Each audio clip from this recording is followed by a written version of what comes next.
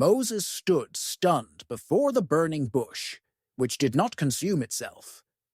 From within the fire, he heard a voice so powerful that the ground beneath his feet trembled. He thought it was the end, that he would not be able to bring the people out of slavery. But then God gave him a sign. The very staff he was holding in his hands suddenly turned into a snake, and Moses' heart tightened with fear. But what happened when he picked it up again? You won't believe it. This wasn't just a miracle. This was the beginning of the greatest mission the world had ever seen. But what happened next shocked Moses to his core. But let's start from the very beginning. Moses had already lived in exile for 10 years, hiding from the world that had once been his home. His life had changed after he was forced to flee Egypt, escaping the wrath of Pharaoh, who was seeking him for the murder of an Egyptian. Now he was tending sheep for his father-in-law Jethro in the land of Midian, in the endless desert. This was a place where there was nothing but sand dunes and mountain ranges. Silence and solitude had become his companions. Moses had gotten used to this, to the simplicity, to the solitude, to a life filled only with work, constant movement, and the feeling of having lost everything that once mattered. One day, as he was leading his flock through barren lands, Moses found himself at the foot of Mount Horeb. This was not just any mountain. In those times, Horeb was considered holy, a place where God dwelled. Moses, not expecting anything, continued his journey, but suddenly something strange caught his attention. He saw a bush that was burning. This was not something he would have expected in the desert. The fire was not ordinary. It was unusually bright, but strangely it did not consume the bush. It was almost impossible. And although the flames were blazing brightly, the leaves of the bush remained intact, and the wood itself did not burn. Moses stopped. At first he couldn't believe his eyes. This phenomenon was a complete shock to him. He was sure this was a miracle, or perhaps something supernatural.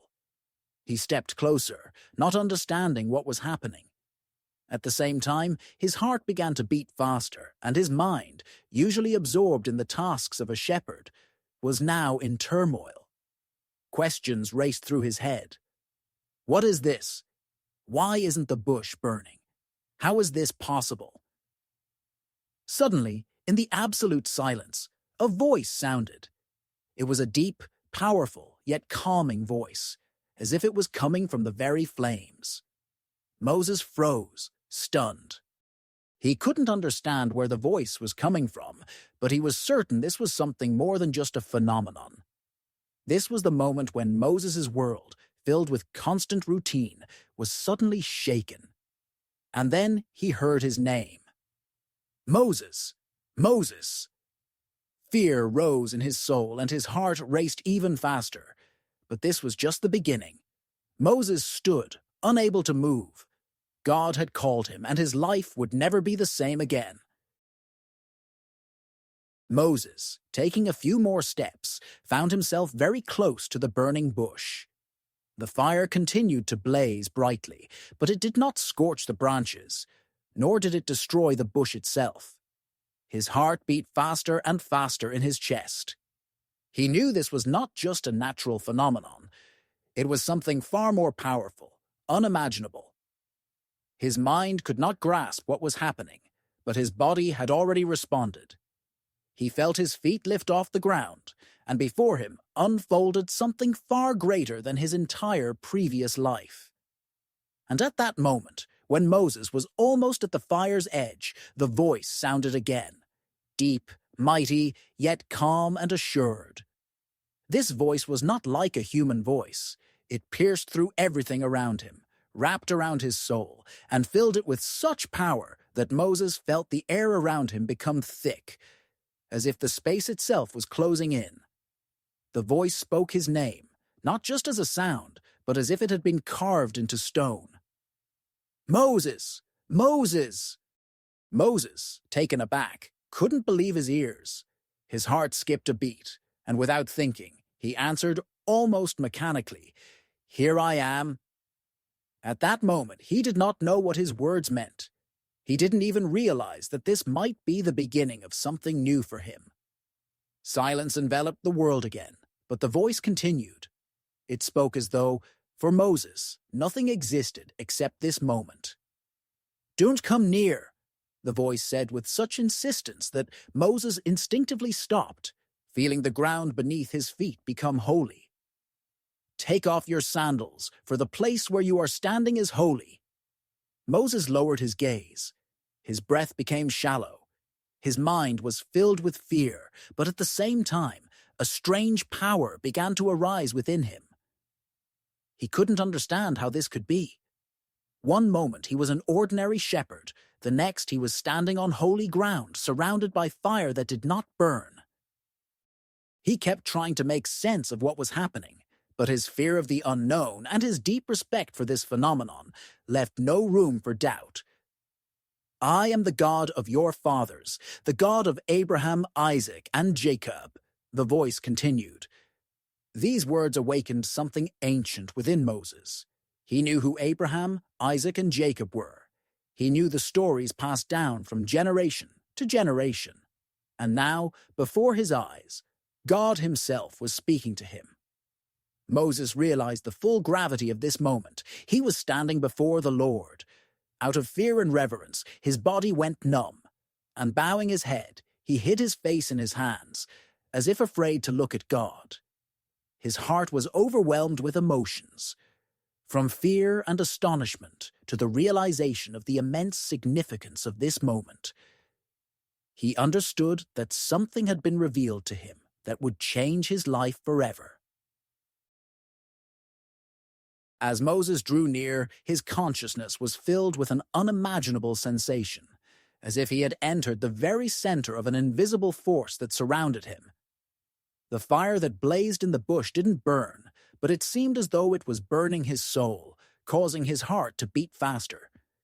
And then, the voice that sounded was so loud and deep that it seemed as if the very air around him trembled with the power of these words.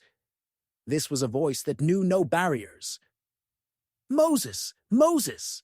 This voice was not just a sound. It was a command, something that penetrated to the very essence of his being. Moses felt a shudder fill his body, and each word spoken by this voice burned his soul.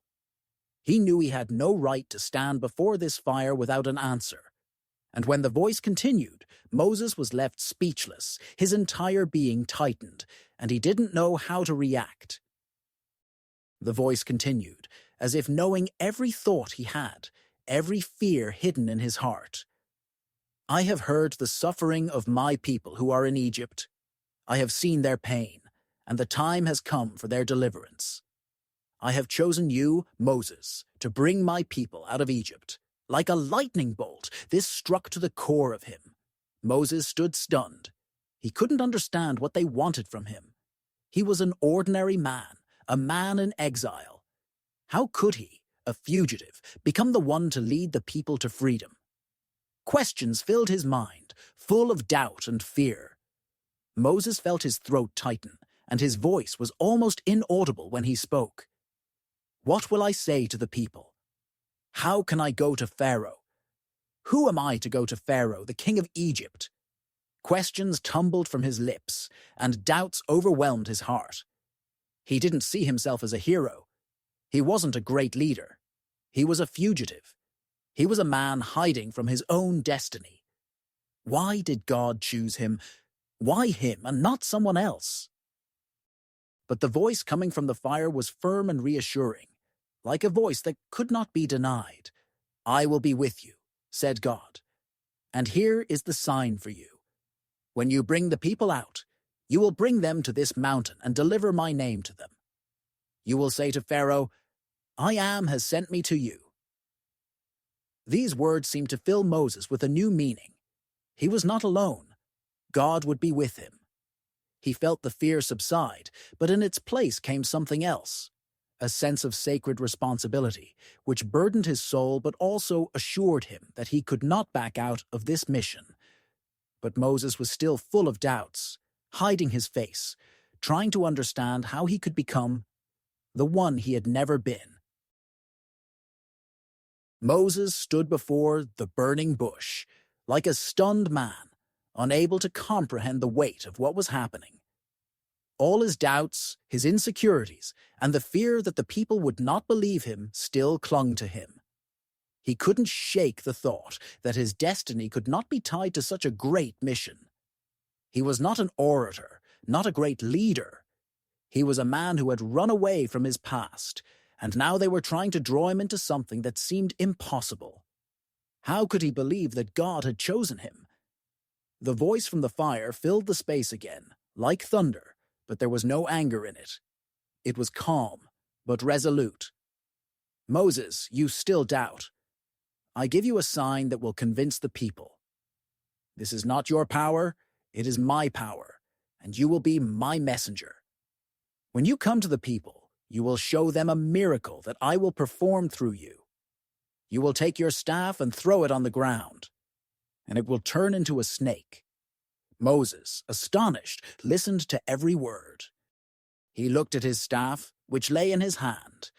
An ordinary shepherd's crook, nothing special, a simple tool for guiding sheep. But now this staff had become a symbol of God's power, an instrument for performing miracles that would change his life forever. God's words reached deep into his soul. He, Moses, had to do this. Powers greater than human ones were now with him. He had to trust.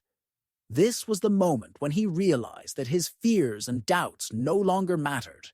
But still, his soul was heavy with uncertainty.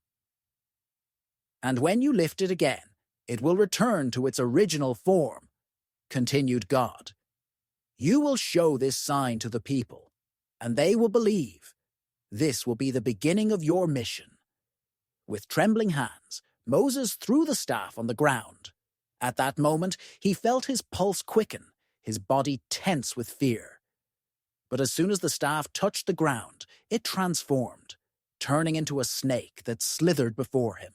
Moses recoiled, his heart raced. He saw this miracle with his own eyes, not just a symbol of faith, but a real, tangible miracle. He took a step back, but God said to him, "Take it by the tail." Moses, filled with determination, stretched out his hand and grabbed the snake by the tail. As soon as he did, the snake turned back into a simple staff. He felt how the ordinary crook was once again in his hands. But now it had become the embodiment of God's power. Moses was stunned. He never imagined that such a miracle would happen through him. He understood. This was not his power. It was the power that came from God. Now he knew he was destined not only to lead the people, but also to be a conduit for miracles. His doubts began to fade, although the fear of the greatness of the task still lingered. God had shown him that he was not alone, that his strength and faith would be his support. Moses hid his face again. His mind was overwhelmed. He could not comprehend that he stood before a great calling.